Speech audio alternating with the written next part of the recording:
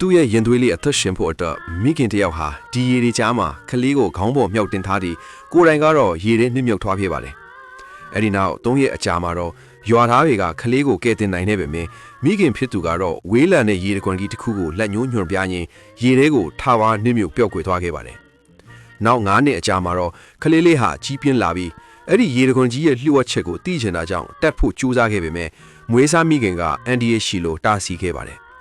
ဒါပေမဲ့အရွယ်ရောက်လာတဲ့အထိသူ့ရဲ့စူးစမ်းလိုစိတ်ဟာမကုံဆုံးသွားခဲ့ပါဘူး။ဒီနေ့မှာတော့ရေထဲကနေထူးဆန်းတဲ့မျက်နှာဖုံးတစ်ခုကိုသူကောက်ရခဲ့ပါတယ်။အဲ့ဒီမျက်နှာဖုံးရှင်ရဲ့ရုပ်ပုံလွှာကိုတဲပေါ်မှာပုံဖော်ကြည့်ရင်သူဟာအဲ့ဒီအလှပန်းလေးကိုဆွဲလန်းသွားခဲ့ရပါတယ်။ဒါဟာသူ့အတွက်ရေတကွန်းကိုအရောက်တက်ဖို့အင်အားနေဖြစ်စေခဲ့တာပါ။နောက်ဆုံးမှာတော့သူဟာလေးနဲ့မြားကိုအသုံးချပြီးမတ်ဆောက်လှတဲ့ရေတကွန်းကြီးကိုအောင်မြင်စွာတက်နိုင်ခဲ့ပါတယ်။ထိတ်ကူရောက်တဲ့အခါမှာတော့သူမျောလင့်သွားတဲ့အလှပန်းလေးကိုတွေ့လိုက်ရပေမဲ့အနားကိုတိုးသွားတဲ့အခါမှာတော့အရာအလုံးဟာလေထဲမှာဖျောက်ခွဲသွားခဲ့ပါတော့တယ်